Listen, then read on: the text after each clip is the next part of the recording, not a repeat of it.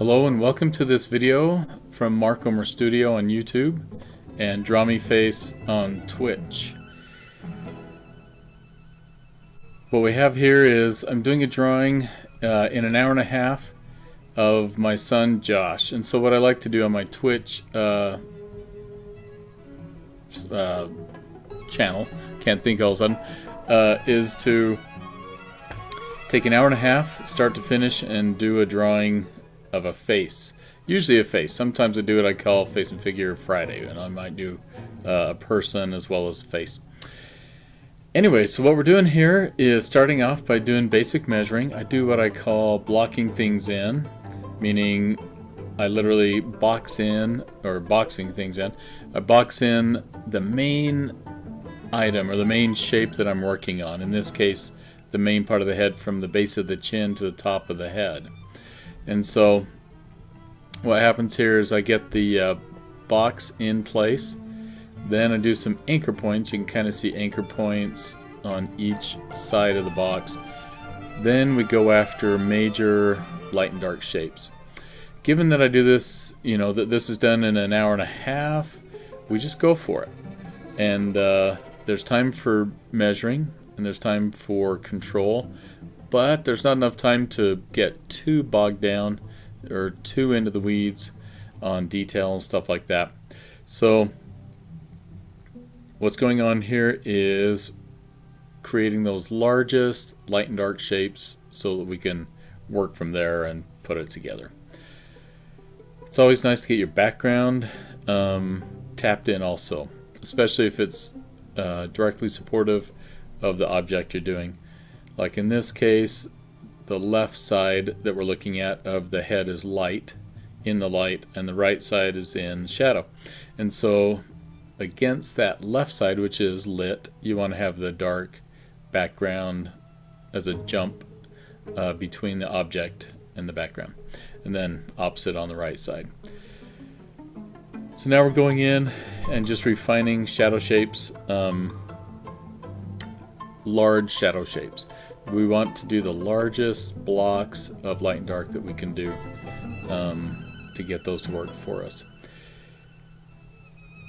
Lately, when I've been working on portraits and other things, I'll tend to let it grow on me, meaning I've got my box in place, I know how big I want it to be on my paper, and I can control that, but I tend to let it flow over or edge over outside the box that I started with. So in this particular case, we're being really careful to bring the edges back in, and you'll see that happen here in just a moment.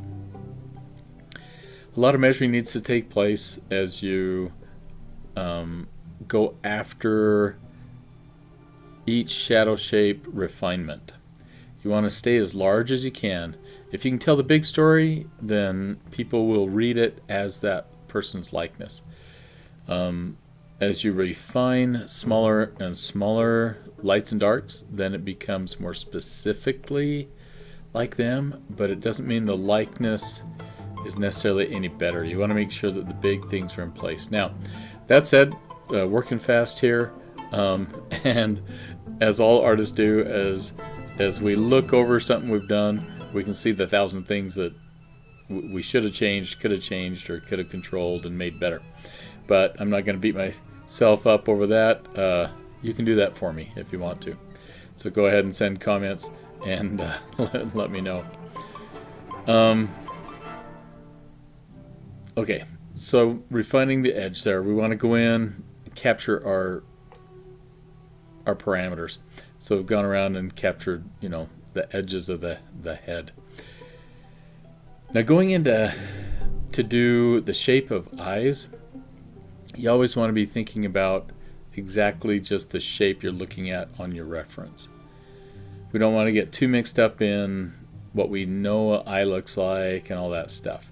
You can't see the pupils in this. He's actually got fairly light blue eyes, but in this photograph, they look just very dark, and I'm just doing black and white, so we'll keep them dark. This is my son Josh, and he sent me this photo knowing that I needed some good references, and he's a photographer of his own making. fact, he has a Instagram and all that stuff for that. So I appreciated him sending this to me. He's got a better beard than I could ever grow, which I'm, envious, but I'm proud of. Proud of him for having facial hair. I've got some, but it doesn't show and it's not that thick. Okay, so going in and just trying to balance throughout the piece different parts of the main feature. You can tell we kind of wanted to get that upper left eye to us established in place, the right size generally, shaped in there, so we can work at that.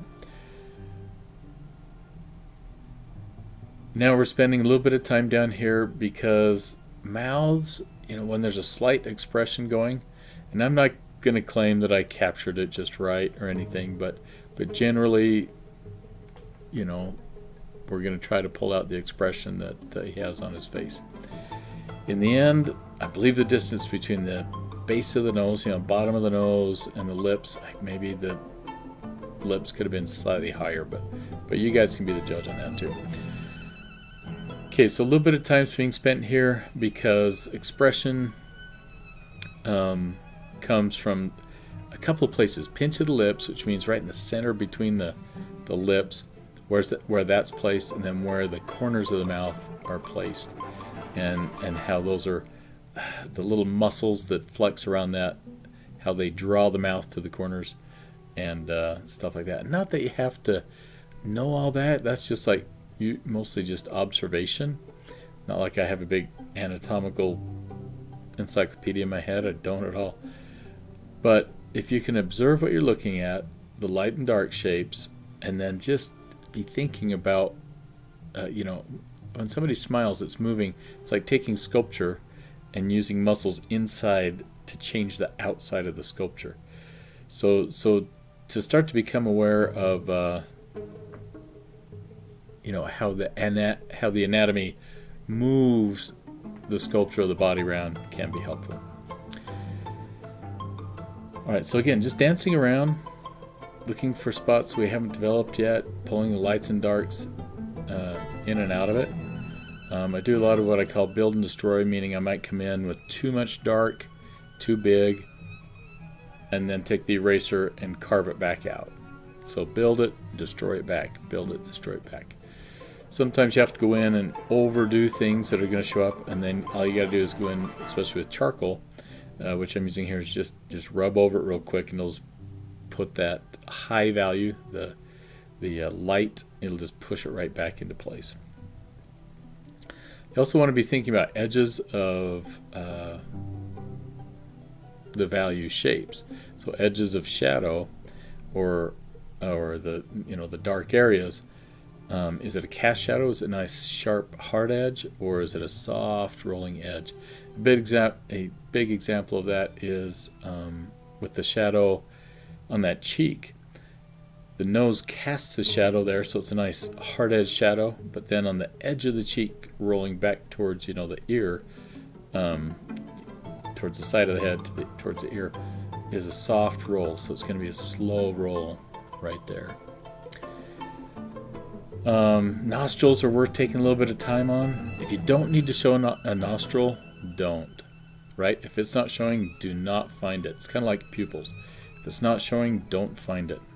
It's not going to help to make up detail. But since nostrils are often a punctuated part of the form and telling the story, then it's worth taking time to get those pushed into place. And again, you can be the judge of whether I'm getting this in, shape or not, right? But hour and a half, and do as much as I can.